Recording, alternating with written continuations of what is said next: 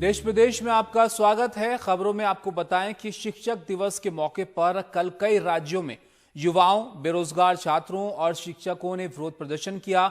बढ़ती बेरोजगारी, महंगाई और प्रतियोगी परीक्षाएं न करवाए जाने का विरोध यहां पर छात्रों ने थाली बजाकर और ताली बजाकर सरकार के सामने अपनी बात रखकर किया। छात्रों की मांग है कि सरकार रोजगार के अवसर मुहैया करवाए और जल्द से जल्द प्रतियोगी परीक्षाएं करवाई जाए। तस्वीरें बिहार के कैमूर, उत्तर प्रदेश के वाराणसी, हापुड़, अलीगढ़ और प्रयागराज की हैं। प्रयागराज में छात्रों ने कहा कि चुनाव के वक्त बीजेपी ने हर साल 2 करोड़ नौकरियों का वादा किया था, लेकिन सरकारी भर्तियों पर ताला लटका हुआ है और प्राइवेट सेक्टर में भी कर्मचारी निकाले जा रहे हैं। कई छात्रों ने कहा कि आर्थिक मुश्किलों के चलते बहुत से लोग पढ़ाई छोड़कर अपने घर लौटने को मजबूर हैं। वहीं सहायक लोको पायलट की परीक्षा जो पास कर चुके हैं, उनमें से बहुत की ज्वाइनिंग अभी तक नहीं हुई है और वो भी काफी परेशान हैं।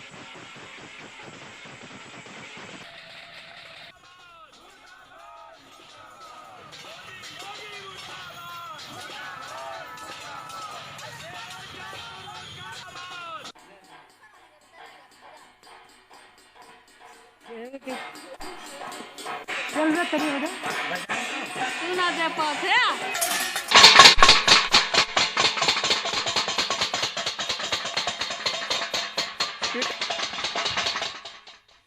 तो ये आपने देखा, बेरोजगारी के खिलाफ अलग अलग जगहों पर थालियां और तालियां बजाकर विरोध प्रदर्शन किए गए और सड़कों पर विरोध प्रदर्शन जो हुए वो इलाहाबाद में भी हुए। बड़ी संख्या में छात्र सड़कों पर निकले, थाली और ताली यहां पर बजाई गई और रोजगार की मांग की गई। छात्रों का गुस्सा प्रतियोगी परीक्षा नहीं होने और जो परीक्षा हुई है उनके नतीजे अभी तक नहीं आए हैं, इसको लेकर।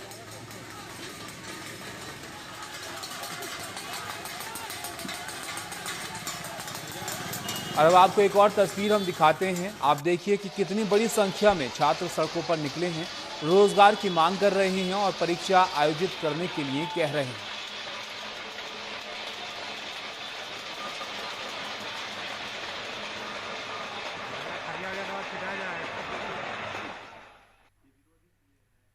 हम लोग चाहते हैं कि सरकार हमारी बातें सुने। घर में माँ बाप का रोजगार चला गया है, भाइयों के रोजगार छिन गए हैं, हम लोग बहुत समस्या में हैं। हमारे पास खाने के लिए अब पैसे नहीं बचे हैं। थोड़ी बहुत जो अपनी पॉकेट मनी थी जिसे हम बचा के रखे थे और उसी से हम लोगों का खर्च चल रहा है। बस बहुत जल्द हम लोग यहाँ से चले जाएंगे। ताली थाली बजाए थे सम्मान में और आज बजा रहे हैं स्वाभिमान में। आरआरबी एनटीपीसी का एग्जाम डेट। मैं भी बेरोजगार हूँ, मुझे रोजगार दो। बेरोजगार साथियों के लिए ताली और थाली, एक बार मोदी जी के लिए तो एक बार बेरोजगारों के लिए भी बजनी चाहिए। महाराष्ट्र के धुले में बारिश जो हुई है, भारी बारिश, उसकी वजह से नदियां उफान पर यहां पर हैं। मंडल नदी का जलस्तर बढ़ने के बाद कोडार डैम लबालब भर गया है और देवभाने और लाखमनी को जोड़ने वाली सड़क भी बह गई। तो बारिश भी एक बड़ी परेशानी हो रही है और लेकिन नौकरियों को लेकर अलग अलग जगह पर आपने विरोध प्रदर्शन देखा। लोग वहां पर मांग कर रहे हैं कि किस तरीके से अब परेशानी हो रही है, उसको लेकर, नौकरियों को लेकर थाली बजाकर अपना विरोध वो दिखा रहे हैं। लेकिन रेलवे की तरफ से भी एक राहत की खबर आई है। रेलवे ने ऐलान किया है कि वो 1,40,000 पदों पर भर्ती के लिए 15 दिसंबर से परीक्षाओं के पहले चरण का आयोजन कराएंगे। रेलवे ने कहा कि इन 1,40,000 पदों के लिए 2 करोड़ 42 लाख से ज्यादा आवेदन मिले थे, लेकिन कोरोना वायरस के चलते परीक्षाएं नहीं हो पाई। इसलिए अब इन परीक्षाओं की शुरुआत 15 दिसंबर से होगी। और इसको लेकर रेल मंत्री पीयूष गोयल ने ट्वीट किया है कि रेलवे में विभिन्न पदों की सभी 3 श्रेणियों के लिए भर्ती प्रक्रिया के आवेदनों की जांच पूरी की जा चुकी है। विभिन्न पदों पर भर्ती के लिए परीक्षाओं का आयोजन 15 दिसंबर से शुरू किया जाएगा। Considering the COVID situation and also considering that NEET and JEE exam is going on smoothly, Railway has decided that we will start exams for all these 3 category of vacancies from 15th of December. From 15th of December, Railway is going to start conducting the computer-based test and a detailed schedule will be announced very soon. Uttar Pradesh की राजधानी लखनऊ में कल शिक्षक दिवस के मौके पर शिक्षकों पर लाठियां बरसाई गईं। Uttar Pradesh coaching welfare association के बैनर तले कई शिक्षक कोचिंग सेंटर खोलने की मांग को लेकर परिवर्तन चौक से विधानसभा तक कैंडल मार्च निकालने की तैयारी में थे। कैंडल मार्च शुरू होने से पहले पुलिस ने शिक्षकों को रोका। इसके बाद हनुमान सेतु पर इकट्ठा हुए शिक्षकों को खदेड़ दिया गया और कई को हिरासत में भी लिया गया।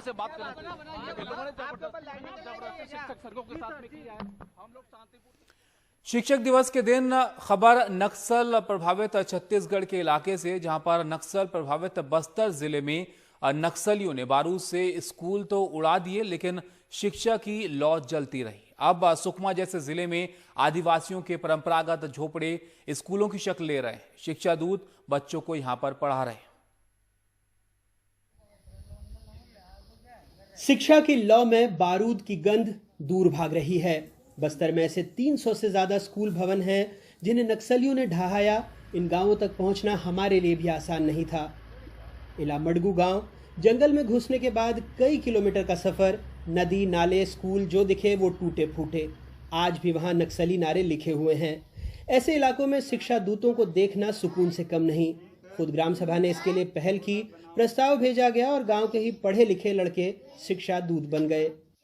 सलवा जुड़न के बाद जब स्कूल में बाहर से टीचर लोग आने के लिए भयभीत थे सर, आने के लिए डरते थे। इस वजह से हम लोग अंदर गांव में आने में थोड़ा भयभीत थे सर। तब ऐसे स्थिति में अब वो टीचर लोग पढ़ाने नहीं आते थे, गांव में पढ़ाई नहीं करते थे, तो अपने जो विचार से भटक के दूसरा काम करते थे। इससे भी एक समस्या होता था। और अभी छोटे से लेकर अभी तक पढ़ाई कर रहे हैं, तो उन लोग वो रास्ता ना अपना के अच्छे रास्ते की ओर अग्रसर हो रहे हैं सर। तो सलवा जुड़ूम के समय पूरा स्कूल बंद हो गया था यहाँ, तो यहाँ के गांव वाले मुझको आके भी बोलते थे कि हमारा पुनः बंद स्कूल को चालू किया जाए। तो हम लोग, मैं सर और गांव वाले कुछ लोग महोदय कलेक्टर महोदय के पास गए और कलेक्टर महोदय जी को बोले सर हमारे बंद स्कूल चालू करा दीजिए बोल के। तो कलेक्टर साहब ने तत्काल 1 महीने बाद 2019 में चालू कराया।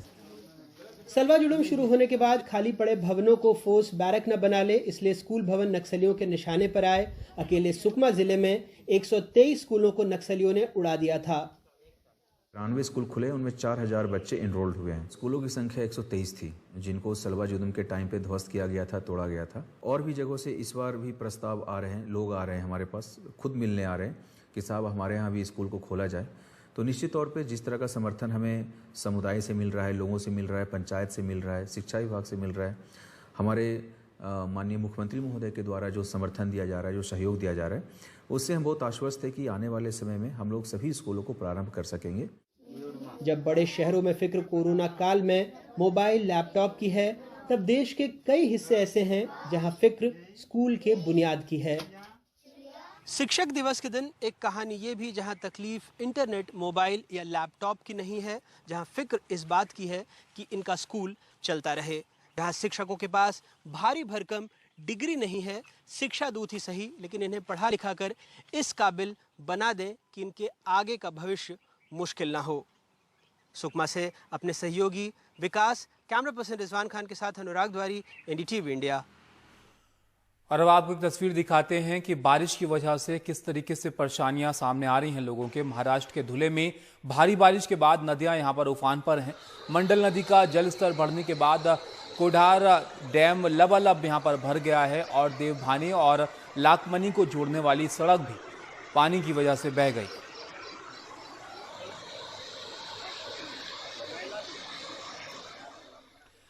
मध्य प्रदेश के ग्वालियर में क्राइम ब्रांच ने एक युवक को गिरफ्तार किया है, जिसके पास से बड़ी मात्रा में हथियार और जिंदा कारतूस मिले। क्राइम ब्रांच को इस व्यक्ति के बारे में सूचना मिली थी कि वो हथियारों की डिलीवरी देने आ रहा है। उसके पास से 12 पिस्टल और 4 जिंदा कारतूस मिले। पूछताछ में उसने बताया कि वो खरगोन से हथियार लाकर ग्वालियर और आसपास के इलाकों में सप्लाई करता था।